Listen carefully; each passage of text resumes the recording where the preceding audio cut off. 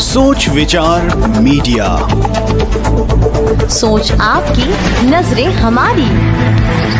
राधे राधे, नमस्कार। आप सबको आज देव उठनी एकादशी साथ ही तुलसी विवाह के उपलक्ष्य में आप सबको बहुत बहुत बधाई। और प्यारे मेरे भक्तों, आप लोग को आज मैं थोड़ी सी कथा बताना चाहूंगा। देव उठनी, देव उठनी का मतलब क्या है? बहुत पहले भगवान जी देवासुर संग्राम किए, इतना किए, उनको खूब थकावट लगी। और जैसी थकावट लगी तो भगवान जी कुछ आराम करना चाहे, विश्राम करना चाहे। तो आषाढ़ शुक्ल पक्ष की एकादशी के दिन भगवान जी अपनी क्षीर सागर में विष्णु नाग की सजिया में, जिसको वासुकी नाग कहा जाता है, वहां जाकर के शयन किए। और आज कार्तिक शुक्ल पक्ष एकादशी तिथि को भगवान विष्णु जी जागृत हुए। तो इसी के उपलक्ष्य में भगवान चौमासा पूरा 4 महीना शयन किए, इतना थक चुके हुए थे, इसलिए इसको देव उठनी कहा जाता है। आज के दिन भगवान जी जागृत हुए और शास्त्रों में वर्णित है भगवान विष्णु सृष्टि के पालनहार है, जगत के पालनहार। और जो पालनहार शयन किए रहते हैं, इसीलिए चौमासा कुछ पूजा पाठ जब तक व्रत ज्यादा नहीं करनी चाहिए, और मंगल काम भी निषेध है। और आज के दिन से मंगल काम शुभारंभ होता है। इसके पीछे 2 रीजन है।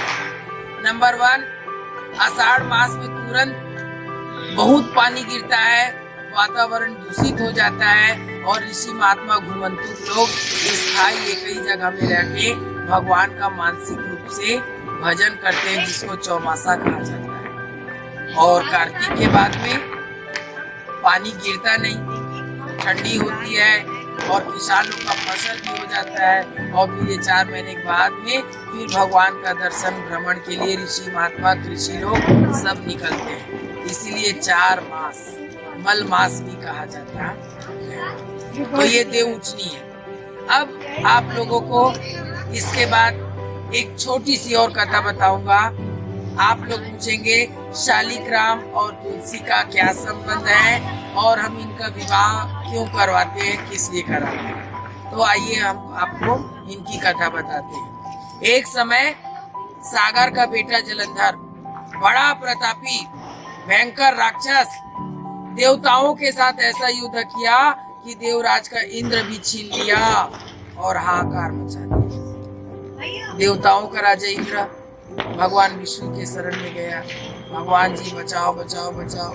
भगवान कहने लगा, मेरी भक्ति वृंदा वो सत्यवती है, और जहाँ उनका पति युद्ध में जाता है वो तपस्या में बैठ जाती है, और जब तक उनकी सतीत्व भंग ना हो राक्षस को कोई नहीं मार सकता। सब देवता लोग कहने लगे, हरि हरि आप ही के शरण आए, आप ही रास्ता बताओ। भगवान मजबूरी में उनका पति का रूप लेके गया, और जैसी वृंदा जप में बैठी थी, मेरे पति युद्ध से आ गए, तुरंत खड़ी हुई, और खुशी के मारे उनका भंग टूट गया, तपस्या टूट गया, और पति को स्पर्श करते ही जोर से करंट लगा। इधर देवता लोग उनके पति का धड़ अलग कर दिए। वृंदा विधवा हो गई। वृंदा रोने लगी, मैं जिसको मानती हूँ मैं कभी सोच नहीं सकती, भगवान तुम तो पार ब्रह्म परमेश्वर हो, भक्तों की लाज बचाने वाले, आज मेरी लाज कैसे लूट लिए, दुनिया क्या कहेगी, जिसको मानते हैं वही स्वाग छीन लिया। पत्थर दिल वाले, जा मैं तुम्हें श्राप देती हूँ, तुम भी पत्थर हो जाओ। और भगवान को श्राप दे दिए। वही भगवान शालिक रूप में पत्थर के रूप में बन गए। माँ लक्ष्मी उनके पास गई, क्योंकि जलंधर की बहन थी। माँ लक्ष्मी रो रो के कहती है, मैं हरि के बिना नहीं रह सकती। वृंदा तू तो मेरी भाई की पत्नी है, और मैके से कोई बहन वापस नहीं जाता, प्लीज मेरी पति दे दो।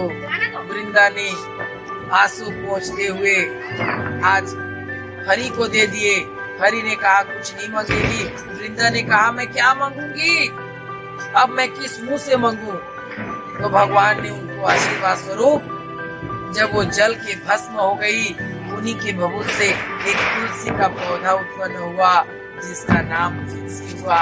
और भगवान ने उनको वरदान दिया, जिस प्रकार मैं वैकुंठ धाम में लक्ष्मी के साथ रहता हूँ, हे वृंदा, हे तुलसी, मैं जा तुम्हें वरदान देता हूँ, पृथ्वी लोक में मैं आपके साथ सदा के लिए रहूंगा, तू अचल सुहागन रहेगी। और जिस प्रकार वैकुंठ धाम में लक्ष्मी है, उस प्रकार पृथ्वी की लक्ष्मी तू होगी। जिस घर में तुलसी होगा उस घर में खुशहाली होगा, उस घर में संपत्तिवान होगा। ऐसे वरदान दिए। और इसीलिए आज के दिन तुलसी और शालिग्राम की हम पूजा करते, विवाह करते हैं, क्योंकि भगवान श्राप मुक्त हुए और तुलसी को इतना सुंदर आशीर्वाद मिला अचल सुहागन का। इसी के साथ अपने शब्दों को विराम देता हूँ और पुनः आप सबको बारंबार तुलसी विवाह की बधाई। जय जय श्री राधे।